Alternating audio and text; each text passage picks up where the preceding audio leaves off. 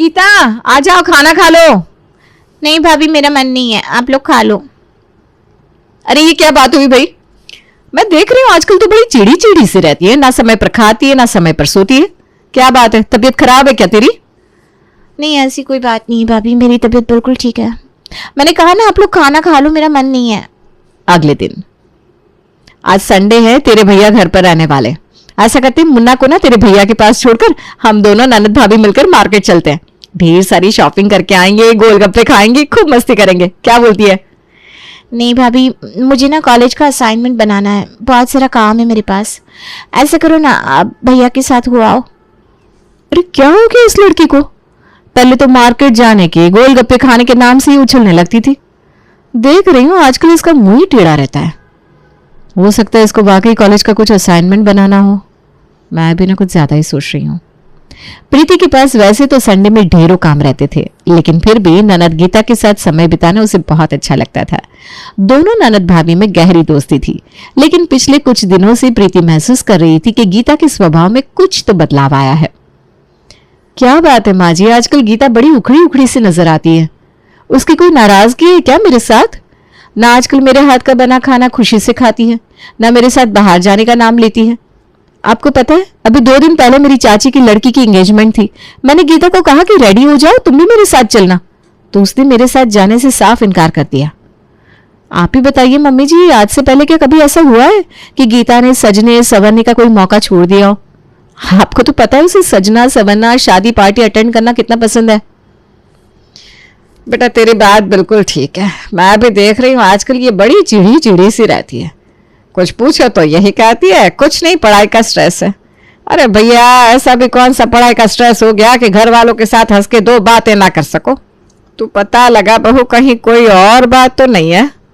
मैं भी वही सोच रही हूँ माँ जी, कहीं ऐसा तो नहीं कि जिसे हम लोग पढ़ाई का तनाव समझ रहे हैं वो कुछ और ही निकले।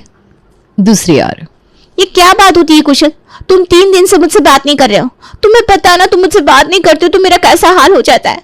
मुझे कुछ अच्छा नहीं लगता, किसी से बात करने का मन नहीं करता, यहाँ तक कि खाना खाने का भी मन नहीं करता। बताओ क्यों करते हो तुम मेरे साथ ऐसा? अरे गीता, क्यों बिल्कुल बच्चों जैसी हरकत करने लगती हो तुम? तुम्हें पता है ना मेरे पापा कितने बड़े बिजनेसमैन हैं, और पिछले 3 दिन से वो मेरे साथ घर पर ही थे।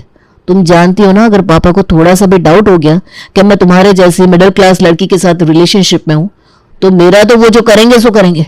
तुम्हारी फैमिली का पता नहीं वो क्या करेंगे। मैं जो भी कर रहा हूं तुम्हारे फायदे के लिए कर रहा हूं, तुम समझती क्यों नहीं हो? तुम्हारे कहने का मतलब क्या है कुशल? पहली बात तो मिडिल क्लास होना कोई अपराध नहीं है, और मेरे पापा कोई सड़क छाप आदमी नहीं है। चांदनी चौक में लहंगे की 2 दुकान है हमारी, अच्छा खासा बिजनेस है। आज तक राजकुमारियों की तरह पाला है मुझे, कभी किसी चीज की कमी नहीं होने दी। तुम क्या मुझे एकदम सड़क पर ठेला चलाने वाली की बेटी समझ रहे हो? तुम्हारे पापा करोड़पति है तो मेरे पापा भी कम से कम लखपति तो है ही। और मुझे एक बात बताओ, तुम्हारे पापा 3 दिन के लिए मुझे बर्दाश्त नहीं कर सकते, तो फिर कैसे तुम अपनी शादी का वादा निभाओगे? अरे तुम चिंता क्यों करती हो, मैं हूं ना, मैं सब सेटल कर दूंगा।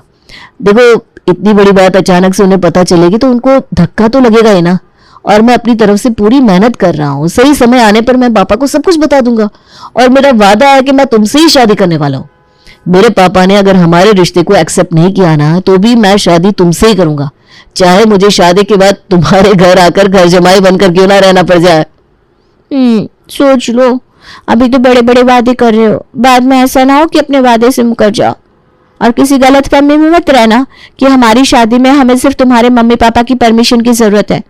मेरे पापा को मनाने के लिए भी ना तुम्हें बहुत पापड़ बेलने पड़ेंगे। इतनी आसानी से बोतल में उतरने वाली पार्टी नहीं है मेरे पापा। हो सकता है पैसे तुम्हारे पापा से कम हो, लेकिन अकड़ तो उनसे ज्यादा है। अरे तो मैंने कब मना किया है?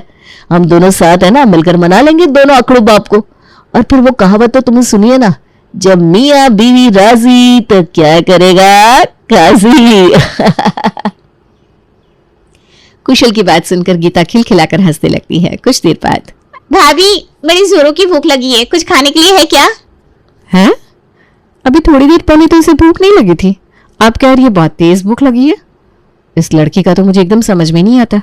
अभी थोड़ी देर पहले मुंह लटकाकर घूम रही थी और अब देखो कैसे चेहरे पर 100 वाट का बल्ब जल रहा है। अब खाना तो खत्म हो गया है, तुमने मना कर दिया था ना, तो मैंने बचा हुआ खाना सबको खिला दिया। मैं अभी बहुत तेज भूख लगी है, प्लीज कुछ बनाकर खिला दो ना अच्छा सा। देख गीता, पहले ही रात के 10 बज रहे हैं। अब इतनी रात को मैं खाना नहीं बनाने वाली। तुझे कुछ खाना है तो ऑनलाइन ऑर्डर कर दे, पेमेंट मैं कर दूंगी बस। ओके, थैंक यू भाभी। अगले दिन सुबह गीता के फोन पर कुशल का फोन आता है। कहाँ हो गीता, कॉलेज खत्म हो गया तुम्हारा? हाँ हाँ, मेरा कॉलेज खत्म हो गया, बस घर के लिए निकल रही थी। एक काम करो, मेरे बंगले पर आ जाओ। पापा फिर से 2 महीने के लिए ऑस्ट्रेलिया चले गए। यहाँ पर मैं एकदम अकेला हूँ। अच्छा ठीक है, मैं आती हूँ। थोड़ी देर में गीता कुशल के बंगले पर पहुंच गई थी। कुशल का बंगला देखकर गीता का मुंह खुला का खुला रह गया। कुशल का घर एक पॉश कॉलोनी में था, जहां पर एक से बढ़कर एक आलीशान बंगले बने हुए थे। उन्हीं बंगलों में से एक बड़े से बंगले की घंटी गीता बजाती है तो अंदर से हीरो की तरह दिखने वाला कुशल आकर दरवाजा खोल देता है।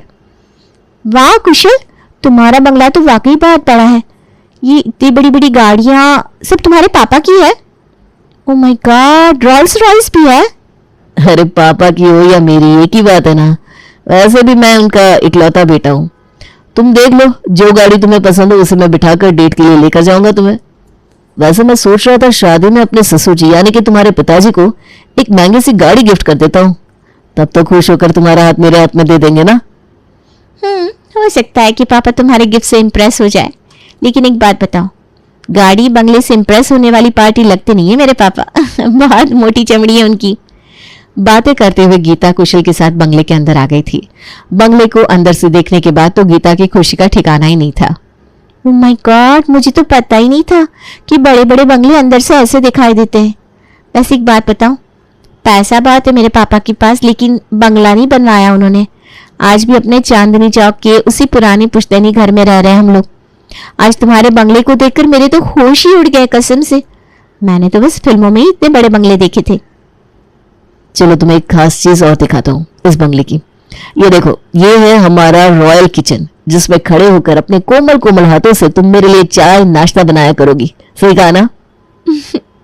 सच बताऊं तो कुशल, अब तो मेरा मन कर रहा है कि कल ही शादी करके मैं इस घर में आ जाऊं और अपने हाथों से तुम्हारे साथ साथ पापा जी को भी टेस्टी टेस्टी खाना बनाकर खिलाऊं, ताकि वो फटाफट मुझसे इम्प्रेस हो जाए। तुम्हें पता है, मैं शादी के बाद ना इस बंगले को बहुत अच्छे से मेंटेन करके रखने वाली हूँ। मुझे तुम्हारा घर बहुत पसंद आया। ऐसी बात है तो चलो आज से ही उद्घाटन कर दो। देखो, कुक 1 महीने की छुट्टी पर चला गया है। वैसे भी मुझे खाना बनाना आता नहीं। मैं चाहूँ तो बाहर से खाना मंगवा सकता हूँ, लेकिन एक प्रॉब्लम है, मुझे बाहर का खाना ना डाइजेस्ट नहीं होता। कुछ ना कुछ दिक्कत आ ही जाती है।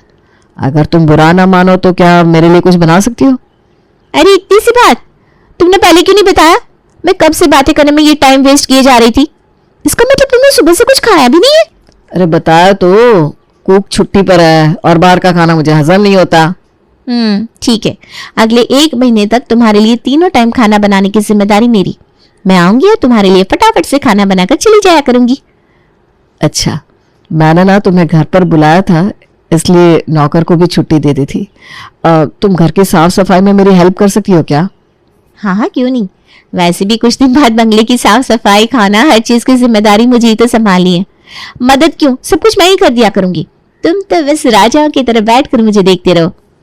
अगले दिन से गीता रोज सुबह सुबह उठकर कुशल के बंगले पर पहुंच जाती। फिर बंगले की साफ सफाई करने के बाद उसके लिए बड़े प्यार से चाय, नाश्ता और खाना बनाती।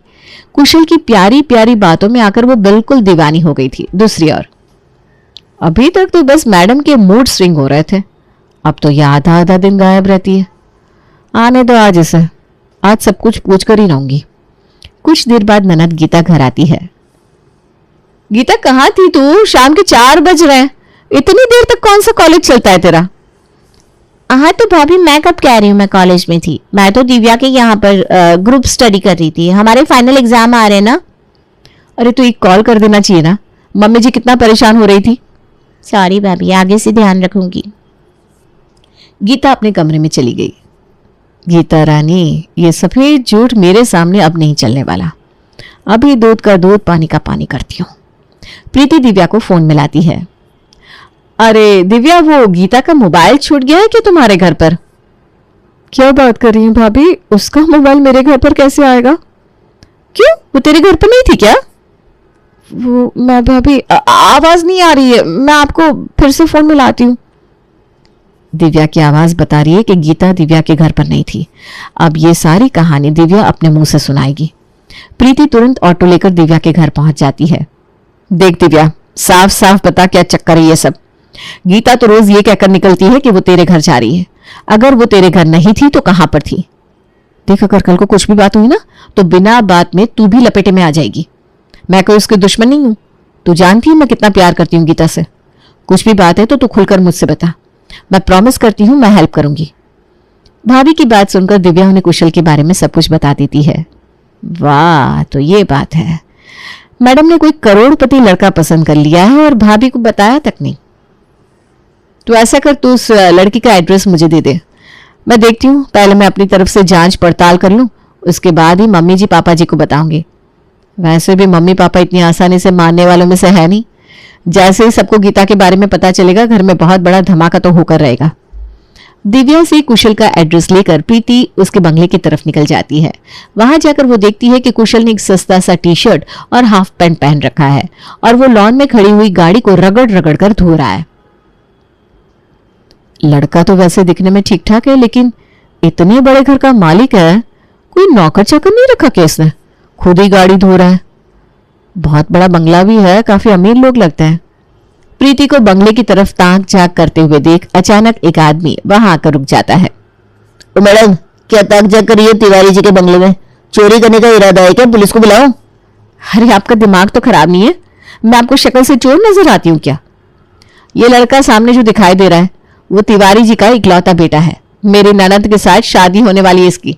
इज्जत से बात करो, चोर नहीं रिश्तेदार हैं हम। प्रीति की बात सुनकर वो आदमी जोर जोर से हंसने लगता है। मिस्टर, ऊपर का माला खाली है क्या आपका? हाँ, मैंने कोई जोक सुनाया है जो ऐसे हंस रहे हो? आपने बहुत बड़ा जोक सुना है। वो लड़का जो सामने खड़ा हुआ है वो इस बंगले का मालिक नहीं, नौकर है। तिवारी जी का इकलौता वफादार नौकर कुशल। तिवारी जी का तो कोई बेटा ही नहीं है, सिर्फ एक बेटी है और वो भी लंदन में रहती है। तिवारी जी साल में 6 महीना, हफ्ते 10 दिन के लिए आते हैं। बाकी टाइम तो उनका ये नौकर बस ऐसे ही रोज गाड़ी और बंगले को चमका कर रखता है। उस आदमी की बात सुनकर प्रीति का सर चकराने लगा। हे भगवान, इसका मतलब इस नौकर ने इतने दिनों से मेरी ननद को बेवकूफ बनाया। इसे तो मैं छोड़ूंगी नहीं। नहीं नहीं, अभी मैं डायरेक्ट इससे कुछ भी कहूंगी ना तो ये संभल जाएगा। इसने हमें बेवकूफ बनाया है ना। अब मैं इसको बताती हूँ कि प्रीति क्या चीज है। प्रीति घर जाती है और जाकर अपनी ननद गीता को कुशल की सारी सच्चाई बता देती है। मुझे माफ कर दो भाभी, मुझे आपको बहुत पहले सब बता देना चाहिए था, लेकिन मुझे लगा पता नहीं आप लोग कैसे रिएक्ट करोगे। लेकिन ये बात मैंने सपने में भी नहीं सोची थी कि वो कुशल इतना बड़ा धोखेबाज निकलेगा। वो उस बंगले का नौकर है और मुझसे इतने दिनों तक नौकरों की तरह बंगले की सफाई और खाना बनवाता रहा। मैं भी इतनी बेवकूफ थी उसके प्यार में, इतनी अंधी थी, रोज उसके घर जाकर उसके हिस्से का काम करती रही। बहुत बड़ा धोखा दिया भाभी उसने मुझे। रोने से कुछ नहीं होगा। अब तू देख मैं क्या करती हूँ उसका। तू चुपचाप उसके पास जा और उसको बोल कि तूने मुझे अपने रिश्ते के बारे में बता दिया है और उसे मिलने के लिए बुला। अगले दिन, भाभी, मैं गीता से बहुत प्यार करता हूँ, उसके लिए कुछ भी करने के लिए तैयार हूँ। गीता तो बोल रही थी तुम्हारे पापा को इस शादी से ऐतराज है। अरे आप चिंता मत करिए भाभी, मेरे पापा को अगर शादी से ऐतराज भी होगा ना तो मैं यहाँ पर घर जमाए बनकर रहने को भी तैयार हूँ, लेकिन गीता का साथ नहीं छोड़ूंगा। देखो, अब अगर तुम वाकई गीता से शादी करना चाहते हो ना तो तुम्हें थोड़ी मेहनत करनी पड़ेगी। पापा जी को ना लव मैरिज से सख्त ऐतराज है। तुम कुछ दिन हमारे घर में नौकर बनकर रहो। हीरो नंबर 1 देखी है ना तुमने, और सबके दिल में धीरे धीरे अपने लिए जगह बना लो। जैसे ही पापा को तुम अच्छे लगने लगोगे मैं खुद तुम दोनों की शादी की बात चलाऊंगी। मान जाओ ना कुशल प्लीज, हमारे प्यार के लिए थोड़े दिन घर का खाना बना दूंगी, थोड़ी साफ सफाई कर दोगे तो क्या चला जाएगा। प्यार में तो लोग क्या कुछ नहीं करते। ठीक है, मैं तैयार हूँ। अगले दिन से कुशल नौकर बनकर उनके घर में रहने के लिए आ जाता है। कुशल के नौकर बनकर आने के बाद प्रीति उससे खूब काम करवाती है। तिवारी जी, हमारे यहाँ रिश्ते के लिए एक लड़का आया है जो खुद को आपका बेटा बता रहा है। क्या वाकई आपका कोई बेटा भी है? लो जी, हमारा बेटा भी है और हमें नहीं पता। आप ऐसा करो जी, पकड़ के रखो धोखेबाज को, मैं अभी पहुंचता हूँ। मैं भी तो देखूं आखिर सेठ विजय तिवारी का बेटा अचानक से कहां से पैदा हो गया। तिवारी सेठ जब गीता के यहाँ पहुंचता है तो देखता है कुशल वहां पर गीता के पापा की गाड़ी को रगड़ रगड़ कर साफ कर रहा है। कुशल नालायक तू यहाँ, हमारे यहाँ की नौकरी से तेरा पूरा नहीं पता कि तूने इनके यहाँ भी गाड़ी धोने की नौकरी पकड़ ली। ऐसा है तो अब यही चांदनी चौक में गाड़ियां धोता रह, मैं अपने घर के लिए दूसरा नौकर रख लूंगा। अरे सेठ जी, आप क्या कह रहे हैं? सेठ जी, यही है वो लड़का जो खुद को आपका बेटा बताकर हमारे यहाँ रिश्ते की बात करने आया है। बेटा तो नहीं, अभी तक तो ये मेरे घर का नौकर था और अब से नौकर भी नहीं रहेगा। आप लोग इसके साथ जो करना चाहते हैं कर लीजिए, मुझे कोई एतराज नहीं है। भाड़ में जाने दो इस सेठ को। गीता, मुझे माफ कर दो, मैं सच में तुमसे शादी करना चाहता हूँ। शादी के बाद मैं तुम्हारे साथ तुम्हारे घर में घर जमाई बनकर रहने को तैयार हूँ। अरे तेरे जैसे फ्रॉड को तो मैं घर का चौकीदार ना रखूं। आया बड़ा मुझसे शादी करने वाला।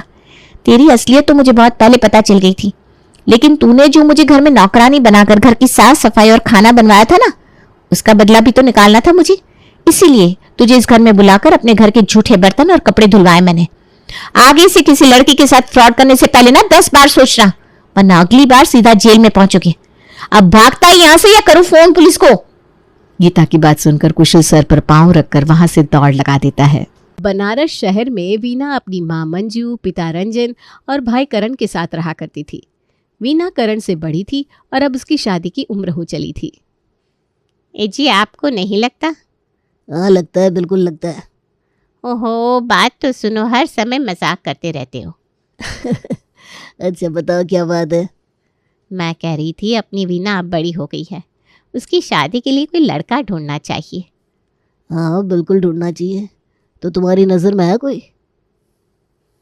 क्या यहाँ दीदी की शादी की बात चल रही है? हाँ, ऐसा ही कुछ है। अरे वाह, यानी अब वो पूरा कमरा मेरे अकेले का हो जाएगा। ये अलग अपनी दुनिया में रहता है भाई। करण, तो जा यहाँ से, हमें बात करने दे। ए जी, मैं कह रही थी कि मेरी दोस्त की जानने वालों में ना एक लड़का है, कहो तो उनसे बात चलाए। हाँ बिल्कुल, अगर वो अच्छा लड़का हो तो गली गली भटकने की क्या ज़रूरत है। तो फिर ठीक है, मैं उसे कॉल करके मीटिंग फिक्स करती हूँ। मंजू ने अपनी सहेली से बात करी तो उसने बताया कि वो लोग भी लड़की ढूंढ रहे हैं। मंजू ने अपनी फ्रेंड से नंबर लेकर डायरेक्ट उन्हें कॉल करी तो लड़के की माँ राधा ने कहा कि वो कल लड़की देखने आएंगे। अरे कल वो लोग आने वाले हैं। तो इसमें चिल्ला क्यों रही हो जैसे भूत देख लिया हो? अरे मैं खुशी से चिल्ला रही हूँ, हमारी बेटी का रिश्ता होने जा रहा है। चिल मम्मी, पहले मुझे लड़का पसंद तो आने दो। अगले दिन सुबह सुबह ही वीना के घर में हलचल मच गई। मंजू और करण सफाई और सजावट में लगे थे। वीना को अपने कपड़े और मेकअप का ध्यान रखना था। सब कुछ तैयार था। दोपहर होते ही राधा, विजय, गौरव और पिंकी उनके घर पहुंचे। आइए आइए, बहुत अच्छा लगा आप सबका आना। अरे इसमें अच्छा लगने की क्या बात है, रिश्ता तो हमारी वीना जैसी हीरोइन से जोड़ा जा रहा है। तो आपको हमारी बेटी पसंद है? अरे भाई पसंद, हमने तो शादी की तारीख भी पक्की कर ली है भाई। चाय, नाश्ता और हंसी मजाक के बीच बातचीत का सिलसिला शुरू हुआ। दोनों परिवारों ने एक दूसरे की उम्मीदों और परंपराओं पर चर्चा की। तो वीना बेटी, खाना बनाना आता है ना? जी आंटी जी, किचन में तो सब कुछ आता है, चाहे रोटियां जलानी हो या पनीर टिक्का उबालना हो। वाह दीदी, हमारे भाई के लिए तो परफेक्ट मैच है। कुछ देर बाद राधा ने सुझाव दिया कि गौरव और वीना को एक दूसरे से बात करने का मौका देना चाहिए। अच्छा, वीना और गौरव को थोड़ा वक्त दिया जाए ताकि ये दोनों भी एक दूसरे को जान सके। हाँ हाँ बिल्कुल। गौरव और वीना को बालकनी में भेज दिया गया। वहाँ दोनों के बीच हल्की फुल्की बातचीत शुरू हुई। तो आपको शादी के बाद क्या क्या उम्मीदें हैं? पहली बात, मुझे सुबह जल्दी उठने की उम्मीद मत करना। ठीक है, फिर मैं चाय बना कर ले आया करूँगा। चाय? ये तो जैकपॉट लग गया मेरा। दोनों के बीच हंसी मजाक चलता रहा और वे एक दूसरे को काफ़ी पसंद करने लगे। मुझे लगता है हम अच्छे पार्टनर्स बन सकते हैं। मुझे भी ऐसा ही लगता है। अंततः दोनों परिवारों ने रिश्ता पक्का कर दिया। इसी बात पर मुंह मीठा करिए। पहले आप। नहीं नहीं, पहले आप समधी जी। अरे नहीं नहीं, पहले आप। अरे आप हमारे मेहमान हैं।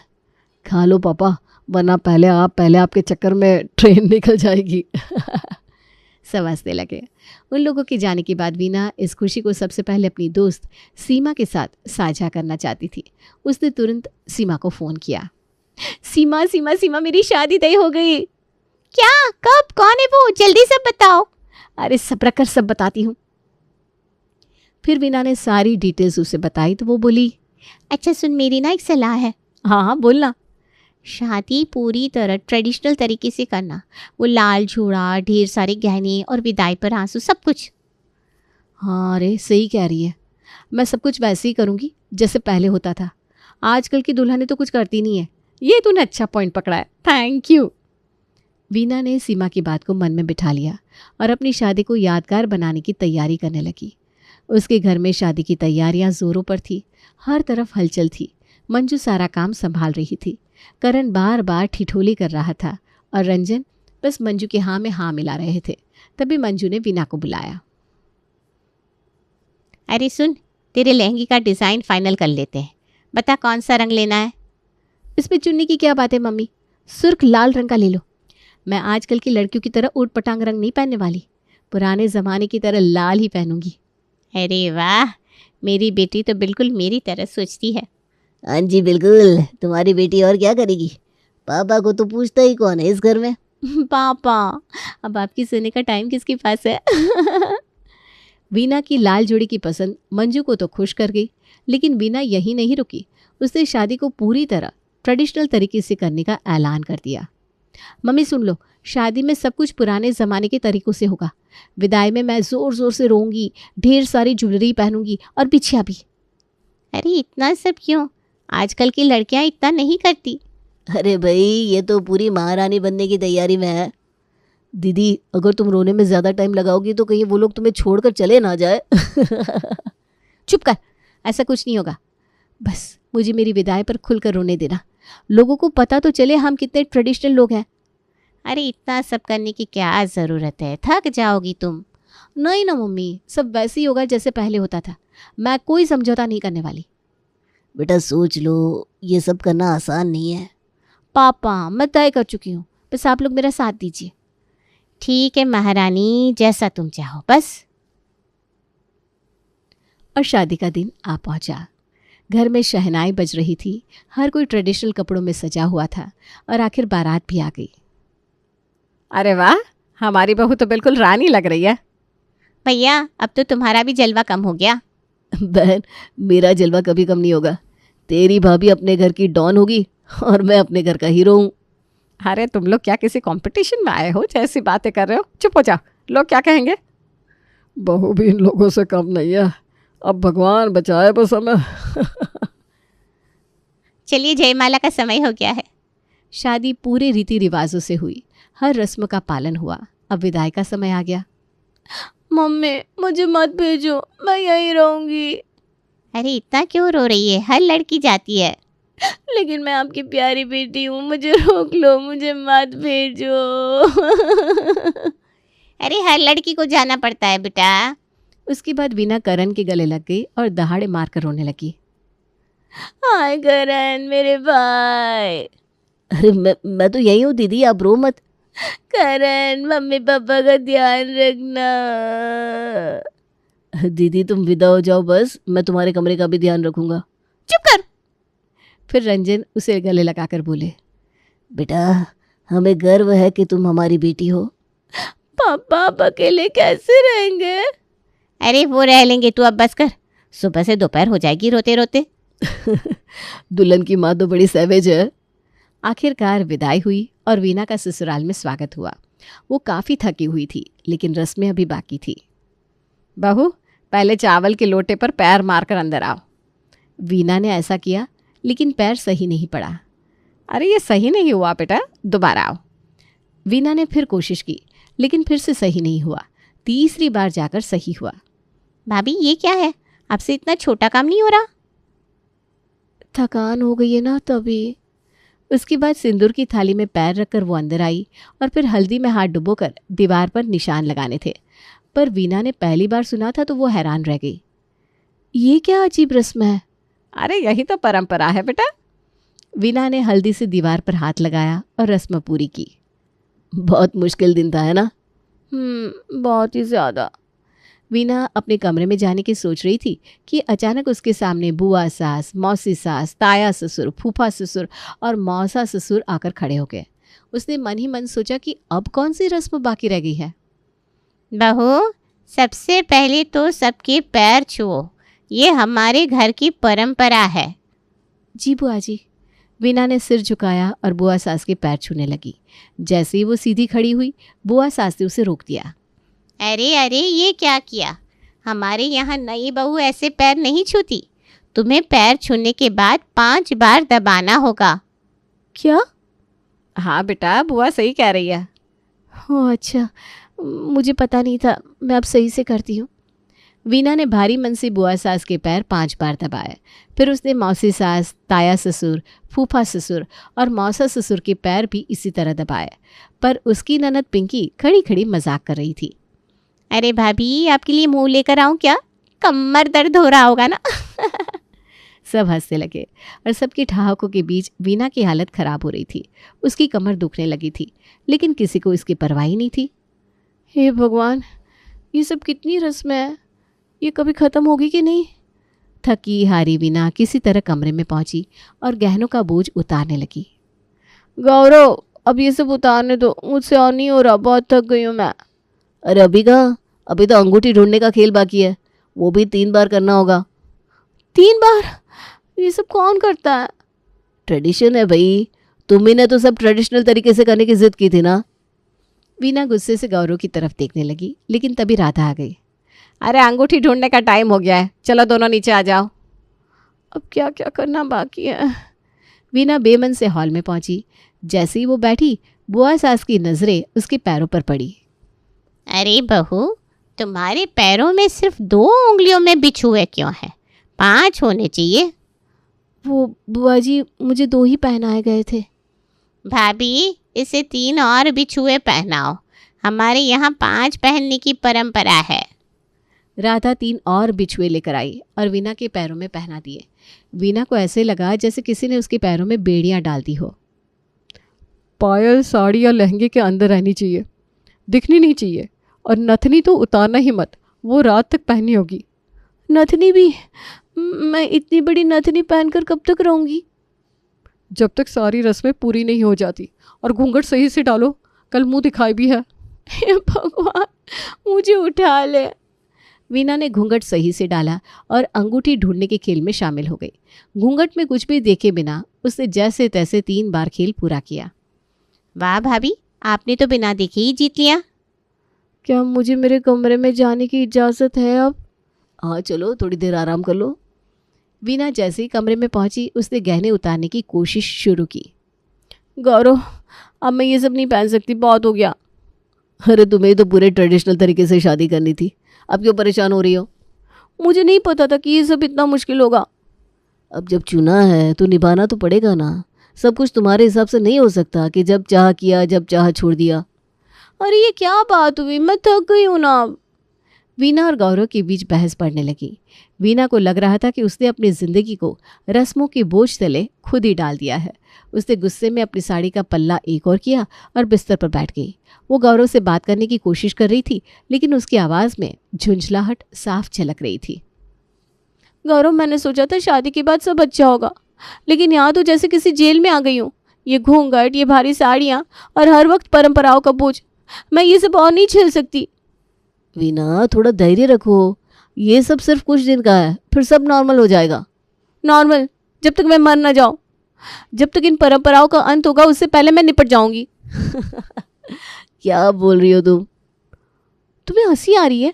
हंसोगे ही ना, क्योंकि मेरी परेशानी तो समझ नहीं सकते। मुझे कैसे भी बस ये सब उतार कर हल्का सा सलवार सूट पहनना है। वीना का गुस्सा कम होने का नाम ही नहीं ले रहा था, लेकिन फिर वो सो गई। तभी दरवाजे पर दस्तक हुई। बहू, उठ जाओ बेटा, चलो पहली रसोई की रस्म करनी है, और हाँ, घूंघट करना भूलना मत। हे भगवान, ये घूंघट तो जैसे मेरी पहचान बन गया है। जी माँ जी, आई। वीना भारी मन से उठी और जैसे तैसे बाहर निकली। अब पहली रसोई की रस्म शुरू होने वाली थी। अरे भाभी, पहली रसोई में क्या बनाने वाली हो? मैं सोच रही थी हलवा बना दूं, जल्दी भी बन जाएगा और सबको पसंद भी आएगा। अरे नहीं भाभी, हलवा क्यों, खीर बनाओ, मुझे खीर बहुत पसंद है। नहीं नहीं बहू, पूड़ी और आलू बनाओ, वो ज़्यादा अच्छा रहेगा। मैं तो कहती हूँ कुछ मसालेदार बनाओ, खीर पूड़ी से कोई खुश नहीं होगा। खीर तो बननी चाहिए, मिठाई बनना चाहिए पहली रसोई में। सभी लोग अपने अपने सुझाव दे रहे थे और वीना के सिर में दर्द बढ़ता जा रहा था। आखिरकार घर के बड़े बुजुर्गों ने फैसला किया कि खीर ही बनेगी। ठीक है बहू, खीर बनाओ और ध्यान रहे कोई गलती ना हो, सबको अच्छी लगनी चाहिए। ये पहली रसोई है और सबकी नज़रें तुम पर है। जी माँ जी। वीना ने धीरे धीरे खीर बनानी शुरू की, लेकिन रसोई में भी उसे चैन नहीं मिला। हर थोड़ी देर में कोई ना कोई आकर उससे सवाल कर रहा था। बहू, खीर में क्या क्या डाला है? माँ जी, चावल, दूध, चीनी और सूखे मेवे। और इलायची डाली कि नहीं? जी डाली है। और केसर? केसर के बिना तो खीर फीकी लगती है भाई। जी वो भी डाला है। वीना इन सवालों से इतना परेशान हो चुकी थी कि उसका सिर दर्द और बढ़ गया। जैसे तैसे उसने खीर बनाई और सभी को परोस दी। अरे बहू ऐसे नहीं, सबसे 3 बार पूछो फिर खिलाओ। एक बार पूछकर छोड़ देना ठीक नहीं है। जी ताया जी, पूछती हूँ। वीना ने सबकी प्लेट में खीर डाली और कई बार सबसे पूछा। जब सब खीर खाने लगे तो पिंकी उसके पास आकर मजाक करने लगी। भाभी, खीर तो ठीक बनी है, लेकिन आपके चेहरे पर ये उदासी क्यों? पिंकी, मेरे सिर में बहुत दर्द हो रहा है और ये सब ना अब बहुत ज़्यादा हो रहा है। अरे भाभी, ये तो शादी का मज़ा है, एंजॉय करो ना। पर वीना का गुस्सा अब बढ़ने लगा था। वो पिंकी को कुछ कहने वाली थी कि राधा आ गई। बहू, अब सबको नमस्ते करके अपने कमरे में चली जाओ, और हाँ, कल सुबह जल्दी उठना भूलना मत। हाँ। वीना ने जैसे तैसे सबको नमस्ते किया और अपने कमरे में चली गई। गौरव, मैं अब और नहीं झेल सकती, ये सब मेरे लिए बहुत ज़्यादा है। वीना, सबके लिए थोड़ा बहुत तो करना पड़ता है। कुछ दिन सह लो, फिर सब ठीक हो जाएगा। चलो अब सो जाओ। अगली सुबह उसने काली साड़ी पहन ली, लेकिन जैसे ही राधा ने उसे देखा उनका चेहरा उतर गया। बहू, ये क्या काली साड़ी? नई दुल्हन सफ़ेद या काला रंग नहीं पहनती, ये अपशगुन होता है। लाल या हरे रंग की भारी साड़ी पहन कर आओ, और हाँ, पल्ला सिर तक रखना। हाँ। पर माँ जी, मुझे ये भारी साड़ियाँ बहुत परेशान कर रही हैं। मैं बस हल्का पहनना चाहती हूँ। अरे बहू, थोड़ा सह लो, बाद में जो चाहे पहन लेना, लेकिन अभी तो परंपराओं का मान रखना पड़ेगा। अभी घर में सब मेहमान है ना। वीना ने मन मारकर भारी लाल साड़ी और गहनों का बोझ फिर से संभाल लिया। उसने गहरी सांस ली और वो सब कुछ सहने के लिए तैयार हो गई। मुंह दिखाए की रस्म शुरू हुई और सबने उसे शगुन के पैसे दिए।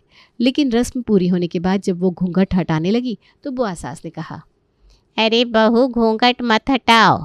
बड़े बुजुर्गों के सामने घूंघट रखना ज़रूरी है, अकेले में हटा लेना। हे भगवान, ये घूंघट।